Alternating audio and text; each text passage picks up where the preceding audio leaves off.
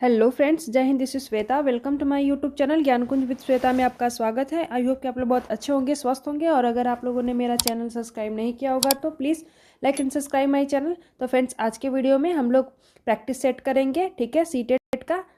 C TET और UP TET और ये जितने भी सुपर टेट आने वाले हैं, इस सब के लिए इंपॉर्टेंट रहेगा और ये सीडीपी से क्वेश्चन रहेगा।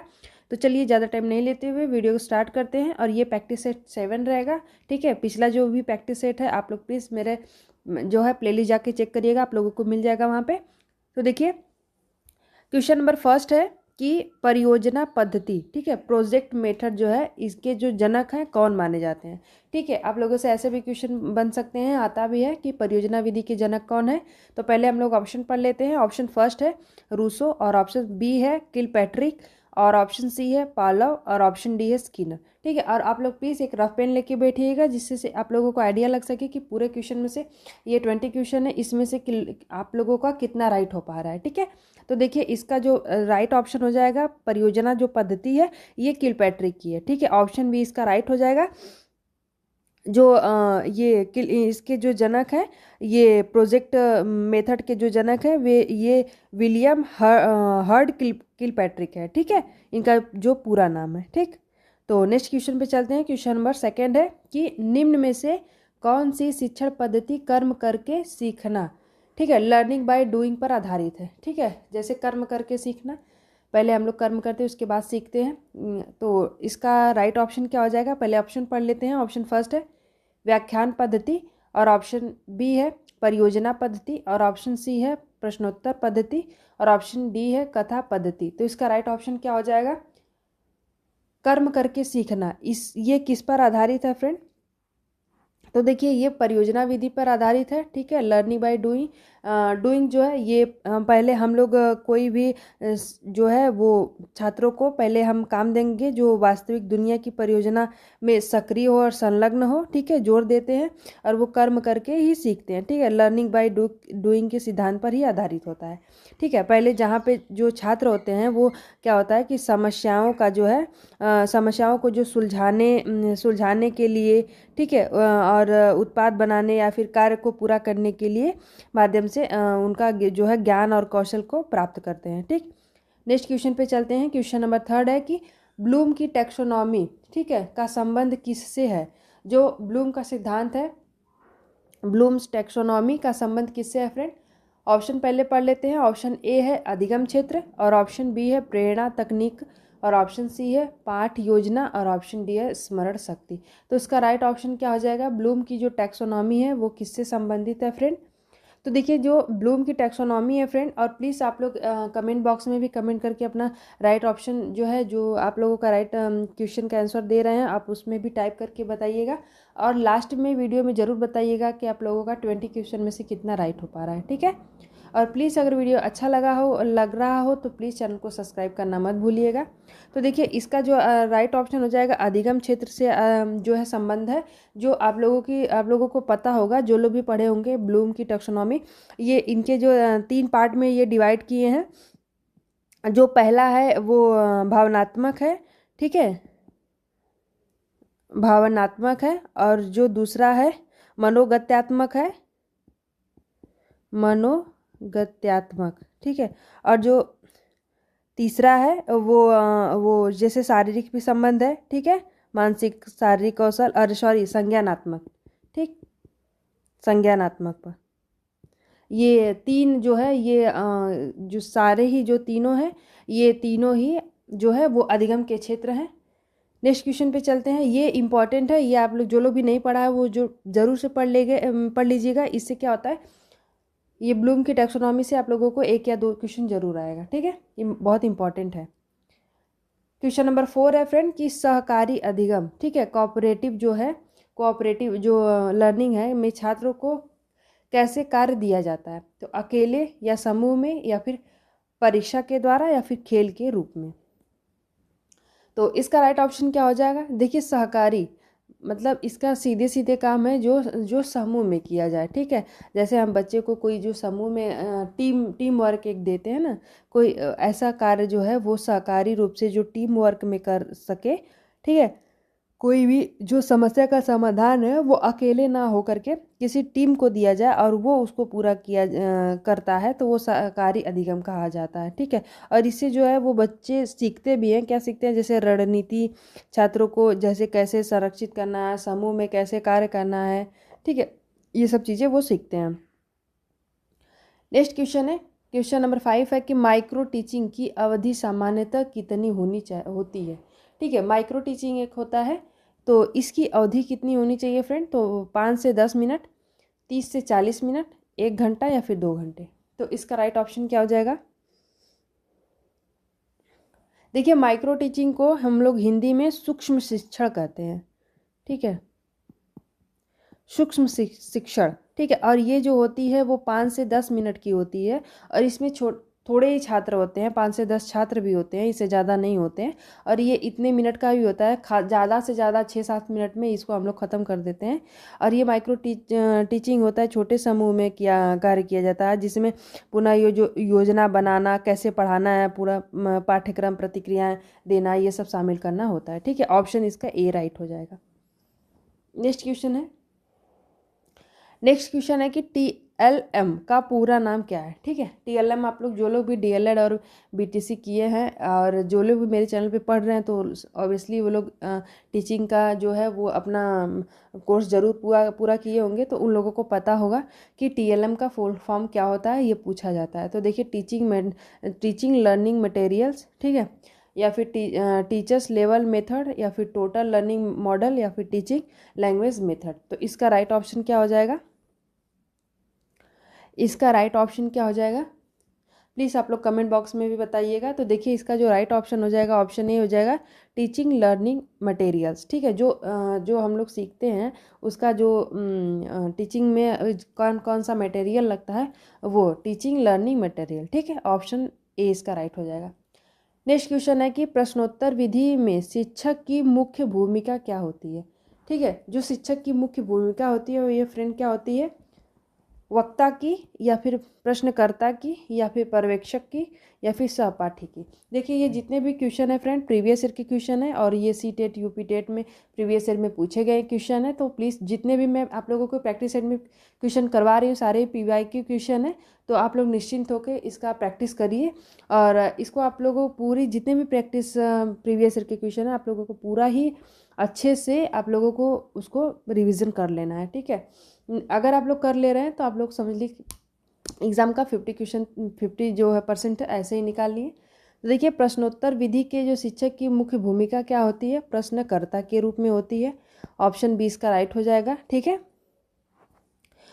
जो प्रश्नकर्ता होता है फ्रेंड, वो शिक्षक की प्राथमिक जो भूमिका होती है, प्रश्न पूछना होता है। ठीक है, जो शिक्षक होता है उसकी जो प्राथमिक भूमिका होती है वो क्या होती है कि प्रश्न पूछना होता है। और ठीक है, इसी विधि से और इसी उद्देश्य से ही जो छात्र होते हैं वो क्या होते हैं? वो सक्रिय होते हैं। ठीक है, सक्रिय होते हैं, सक्रिय रूप से क्या करते हैं? सोचते हैं। ठीक है, सोचते हैं और चर्चा करते हैं, और अपनी जो क्लास में है वो एक्टिव होते हैं। ठीक है, और प्रोत्साहित यही बात करता है कि वो मतलब अगर शिक्षक है जो प्रश्न पूछ रहा है। नेक्स्ट क्वेश्चन पे चलते हैं। क्वेश्चन नंबर 8 है कि खेल आधारित शिक्षण, ठीक है, प्ले वे मेथड किस वर्ग के लिए सर्वाधिक उपयोगी है। देखिए, जो खेल आधारित शिक्षक होते हैं, जो खेल खेल में सीखे जाते हैं, उसी को प्ले वे मेथड कहा जाता है। ये किस वर्ग के लिए सर्वाधिक होता है, किस वर्ग के लिए ही सबसे ज़्यादा महत्वपूर्ण होता है, आप लोगों से ये पूछ रहा है। तो देखिए, ऑप्शन ए है प्राथमिक स्तर, और ऑप्शन बी है माध्यमिक स्तर, और ऑप्शन सी है उच्च माध्यमिक स्तर, और ऑप्शन डी है कॉलेज स्तर। तो देखिए, प्ले वे मेथड जो है, आप लोग ऐसे भी अपना क्वेश्चन का जो आंसर है आप लोग ढूंढ सकते हैं। जैसे कॉलेज स्तर पर तो ऐसा बात हो ही नहीं सकता कि हम खेल खेल में सिखाएं। ठीक है, सबसे अच्छा जो है सर्वाधिक उपयोगी होगा प्राथमिक स्तर पर। जो छोटे बच्चे होते हैं उनको हम कोई भी चीज़ अगर सिखाते हैं तो खेल खेल के द्वारा हम उनको सिखा सकते हैं। ठीक है, अगर हम उनको अगर सीधे सीधे हम उनको कोई लेक्चर दें, कोई बातें पढ़ के सुनाएं या फिर ऐसे करें, तो वो नहीं समझ पाएंगे और उनको वो बोर भी लगेगा। ठीक है, वो बहुत ज़्यादा ही चीज़ें मतलब समझ नहीं पाएंगे। तो ये प्राथमिक स्तर पे उनके लिए सर्वाधिक उपयोगी होगा। ठीक है, और जितना ज़्यादा वो आपके मनोरंजन करके मनोरंजन के द्वारा स्फूर्तिदायक रहते हैं और वो उससे ज़्यादा वो सीख सकते हैं, वो उतना किसी भी मेथड से वो सीख नहीं सकते। ठीक है, तो खेल आधारित शिक्षण जब सबसे ज़्यादा उपयोगी होता है तो प्राथमिक स्तर के बच्चों के लिए उपयोगी होता है। ठीक, नेक्स्ट क्वेश्चन पे चलते हैं। फ्लिप्ड क्लासरूम में छात्र क्या करते हैं? तो ऑप्शन ए है घर पर वीडियो देखकर स्कूल में चर्चा करते हैं, और ऑप्शन बी है स्कूल में वीडियो देखकर घर पर सो जाते हैं, और ऑप्शन सी है केवल रटने का कार्य करते हैं, और ऑप्शन डी है केवल परीक्षा देते हैं।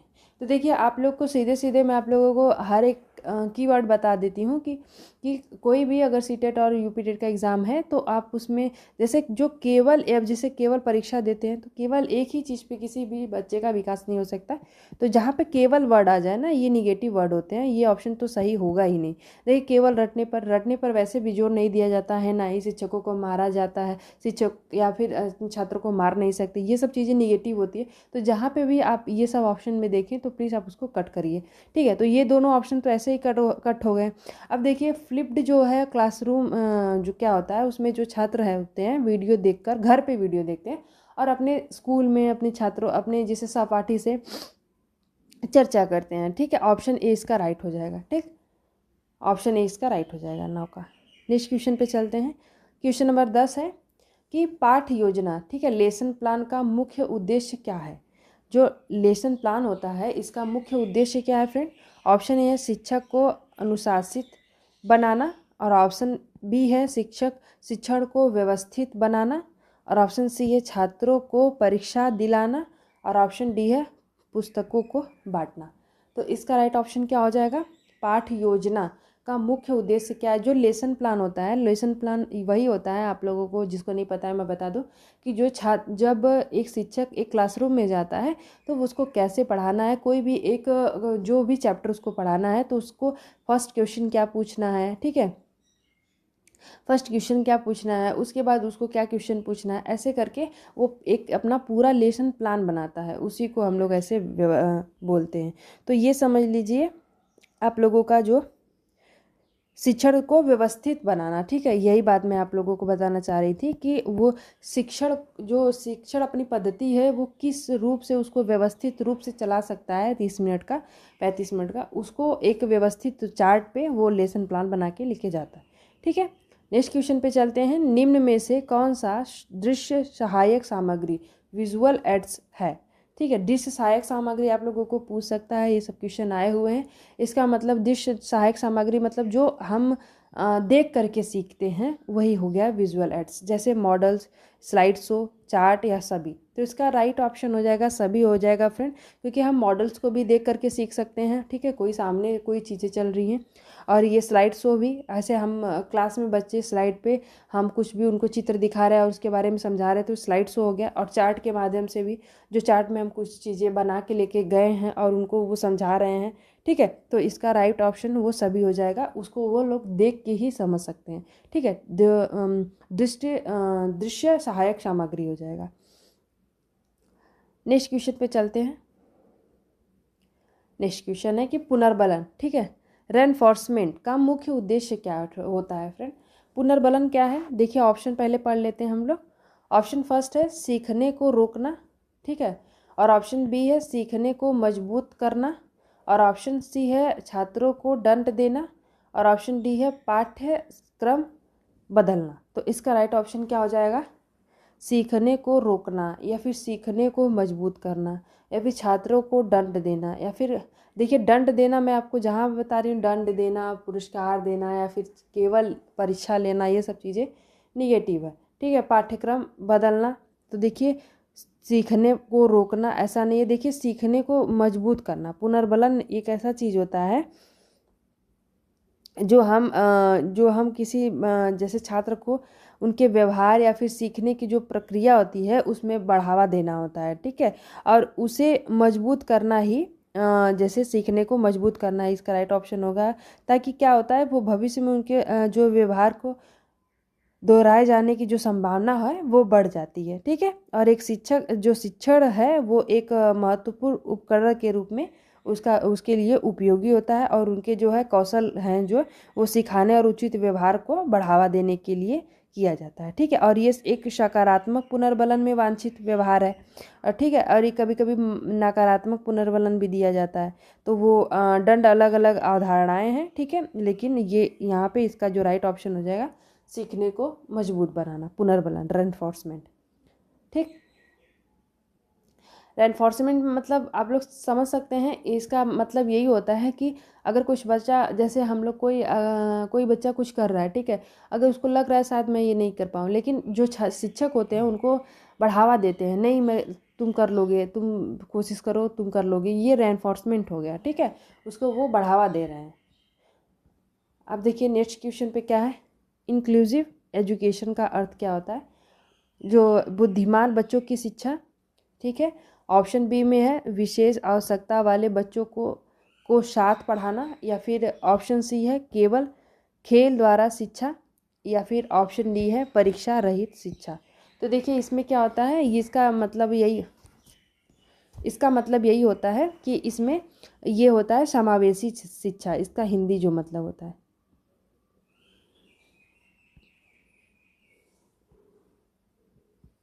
जो समावेशी जो है वो शिक्षा होता है। ठीक है,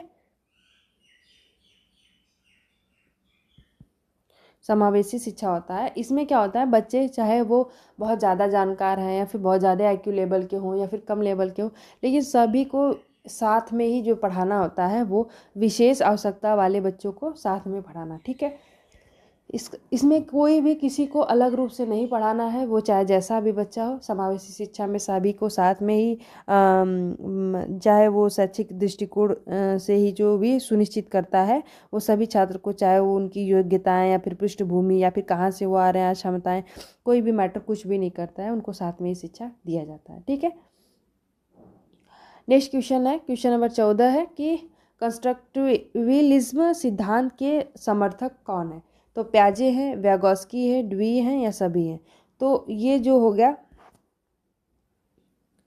ये रचनावाद की जो समर्थक हैं वो सभी हैं। ठीक है, ऑप्शन डी हो जाएगा, प्याजे भी हैं, व्यागोस्की भी यही मानते हैं। ठीक है, और वो भी यही मानते हैं कि जो इसमें से जो अनुभव करके और विचारों की जो है बीच में परस्पर जो क्रिया के माध्यम से नियम या फिर सीखना, और यही वैगोस्की भी मानते हैं, वही डुई भी मानते हैं। ठीक है, तो इसका जो राइट ऑप्शन हो जाएगा वो सभी हो जाएगा। नेक्स्ट क्वेश्चन है कि प्रेरणा, ठीक है, मोटिवेशन का छात्र के सीखने पर क्या प्रभाव होता है। ठीक है, जो मोटिवेशन का जो छात्र को सीखने पर क्या प्रभाव होता है, नकारात्मक होता है, सकारात्मक होता है, या फिर कोई प्रभाव नहीं होता है, या फिर उल्टा प्रभाव होता है। तो इसका राइट ऑप्शन क्या हो जाएगा, इसका राइट ऑप्शन क्या होगा, प्रेरणा का छात्र के सीखने पर क्या प्रभाव होता है। तो देखिए ये सकारात्मक होता है फ्रेंड। अगर भी जो प्रेरणा होता है वो छात्र के सीखने पर जो है वो सकारात्मक प्रभाव देता है, छात्रों को जो शैक्षणिक रूप से गतिविधि में भाग लेने के लिए वो प्रेरित करता है। ठीक है, उनके जो है लक्ष्यों को प्राप्त करने के लिए वो प्रोत्साहित करता है। ठीक है, प्रोत्साहित करता है। तो ये क्या होता है, ये आंतरिक रूप से जो है वो जो बच्चा प्रेरित होता है। ठीक, तो ये सकारात्मक हो जाएगा, नेगेटिव नहीं होगा। नेक्स्ट क्वेश्चन है, क्वेश्चन नंबर 16 है कि मूल्यांकन जो है वो का मुख्य उद्देश्य क्या होता है। ठीक है, असेसमेंट, छात्रों को असफल घोषित करना, या फिर सीखने की प्रगति को मापना, या फिर अनुशासन सिखाना, या फिर खेल कराना। तो इसका राइट ऑप्शन क्या हो जाएगा, मूल्यांकन का उद्देश्य क्या होता है फ्रेंड, मूल्यांकन का जो है वो उद्देश्य क्या होता है। देखिए अगर मेरा वीडियो आप लोगों को अच्छा लग रहा होगा तो प्लीज़ चैनल को मेरे सब्सक्राइब करना मत भूलिएगा, और प्लीज़ मेरे वीडियो को भी लाइक करिएगा। तो देखिए मूल्यांकन का ये अर्थ होता है सीखने की जो प्रगति को मापना। ठीक है, जो हम मापते हैं सीखने की प्रगति को, वो हम मूल्यांकन हो गया। मूल्यांकन को करते हैं। मूल्यांकन एक ऐसी चीज़ है जो हम जो पूरे वर्ष तक करते हैं। कभी जो बच्चा सीखा है वो क्या कर रहा है क्या नहीं कर रहा है उससे वो रिलेटिव होता है, तो हम लोग उसको मापते हैं। ठीक है, ऑप्शन 20 का राइट हो जाएगा। नेक्स्ट क्वेश्चन है कि डिमोन्स्ट्रेक्शन जो मेथड है वो शिक्षक क्या करते हैं, तो केवल बोलते हैं या फिर करके दिखाते हैं या सिर्फ लिखते हैं या फिर केवल प्रश्न पूछते हैं। तो देखिए इसमें सीधे सीधे केवल प्रश्न पूछना है होगा नहीं, केवल बोलना ये भी नहीं होगा और सिर्फ लिखते हैं ये भी नहीं होगा, तो ऑप्शन बी इसका राइट हो जाएगा। आप ऐसे भी करके क्वेश्चन को आंसर को निकाल सकते हैं। ठीक, नेक्स्ट क्वेश्चन है कि ब्लैक बोर्ड किस श्रेणी में आता है। जो ब्लैक बोर्ड होता है फ्रेंड वो किस श्रेणी में आता है, तो ऑडियो एड्स या फिर विजुअल एड्स या फिर दोनों। तो देखिए जो ब्लैक बोर्ड होता है उसको हम लोग देखते हैं, तो क्या ठीक है, तो ये विजुअल एड्स हो जाएगा। ठीक, नेक्स्ट क्वेश्चन है क्वेश्चन नंबर जो है 19 कि रोल प्ले किस विधि में आता है। तो रोल प्ले किस विधि में आता है फ्रेंड, ऑप्शन ए है ड्रामा आधारित शिक्षण या फिर मौखिक शिक्षण या फिर रटने की विधि या फिर परीक्षा आधारित। तो इसका जो राइट ऑप्शन हो जाएगा ड्रामा आधारित शिक्षण। जो रोल प्ले होता है जो कि हम सामने से जो देख रहे हैं, जैसे कोई मूवी होगी हम उसको कुछ देख करके उसमें से चीज़ें सीखते हैं, तो वो ड्रामा चल रहा है हम उसको वो रोल प्ले हो गया। ठीक है, ऑप्शन ए इसका राइट हो जाएगा। नेक्स्ट क्वेश्चन है कि सतत एवं व्यापक मूल्यांकन जो सीसीई का उद्देश्य क्या है। वर्ष भर छात्रों का मूल्यांकन, केवल अंतिम परीक्षा, खेल सिखाना या फिर केवल पुरस्कृत करना। तो देखिए ये दोनों ऑप्शन तो वैसे ही कट गए। और जो सतत और व्यापक मूल्यांकन का अर्थ होता है कि जीवन भर जो वर्ष भर बच्चे सीख रहे हैं और उनका हम वर्ष में बार बार उनका मूल्यांकन करते हैं। सतत और व्यापक मूल्यांकन चलता रहता है। ठीक है, ऑप्शन इनका जो है ए राइट ऑप्शन हो जाएगा। और ये सारे ही क्वेश्चन का यहाँ पे आंसर है, आप लोग यहाँ पे देख सकते हैं। ठीक है, तो ठीक है, अगर प्लीज़ अगर मेरा वीडियो आप लोगों को अच्छा लगा होगा तो फ्रेंड प्लीज़ वीडियो को लाइक करना मत भूलिएगा, चैनल को सब्सक्राइब करना मत भूलिएगा। मिलते हैं नेक्स्ट वीडियो में, तब तक के लिए थैंक यू सो मच। और प्लीज़ कमेंट बॉक्स में ज़रूर बताइएगा आप लोगों का 20 क्वेश्चन में से कितना राइट हुआ है। ठीक है, जय हिंद फ्रेंड।